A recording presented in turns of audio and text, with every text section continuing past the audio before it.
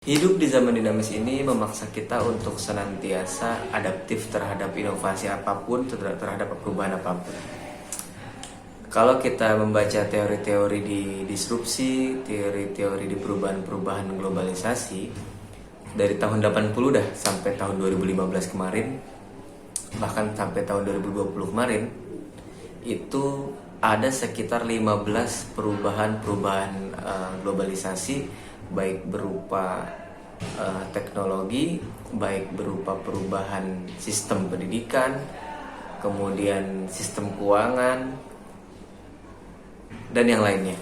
Salah satunya adalah hal-hal yang berkaitan dengan teknologi. Semua industri itu bisa dikaitkan dengan teknologi. Ya mungkin orang-orang pintar bisa menyebut itu sebagai disrupsi dengan AI, artificial intelligence dan sebagainya. Hari ini gue mau membahas betapa pentingnya, betapa urgentnya untuk kita beradaptasi dan bagaimana kita menyiapkan menjadi orang yang beradaptasi tersebut. Oke, pertama, kepentingan ataupun urgensi daripada kita harus beradaptasi adalah hadirnya robot-robot baru, hadirnya tenaga-tenaga baru yang mampu menggantikan kita, yang berpotensi untuk menggantikan kita. Di sini mahasiswa gue ya, ada beberapa yang curhat, mereka bekerja di satu perusahaan, ya, mereka bekerja di satu divisi atau satu bagian. Sometimes ketika memang sudah ada teknologi baru yang bisa menggantikan divisi tersebut secara job desk, secara teknis, maka benar-benar dia tergantikan. Maka terhapuslah nama dia dari divisi tersebut dengan diganti oleh si teknologi tersebut. Dan ini memang real dari industri yang besar sampai industri kecil. Kita sebagai contoh yang lebih banyak sering dibahas adalah ya e-tol itu. Dari e-tol kita mendapat pelajaran bahwa adaptasi terhadap perubahan apapun itu menjadi luar biasa, menjadi hal paling fundamental. Karena ketika kita memang tidak memiliki skill, ini udah mulai ke pertanyaan next ya.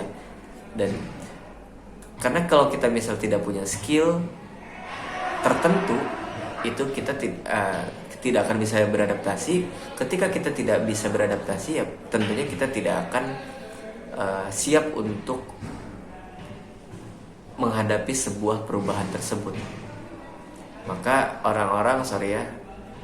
masyarakat yang memang tidak punya skill di e-tol tersebut, ya pastinya akan terganti oleh elektronik tol tadi. Tidak siap terhadap perubahan zaman, tidak siap terhadap perubahan.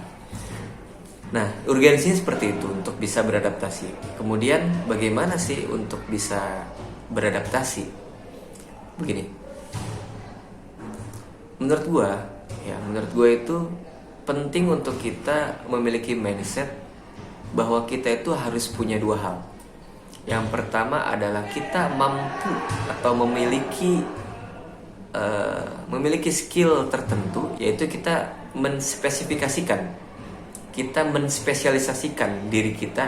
Misalnya kita di prodi ekonomi, ya kita menjadi pakar ekonomi, kita menjadi mahasiswa, menjadi pekerja yang sangat memahami tentang ekonomi tersebut. Yang pertama, menjadi spesialisasi di bidang yang kita tekuni. Yang kedua, untuk kita bisa beradaptasi terhadap perubahan zaman, yaitu kita menjadi generalis. Tidak hanya kita mengetahui satu aspek, tapi kita mengetahui banyak aspek.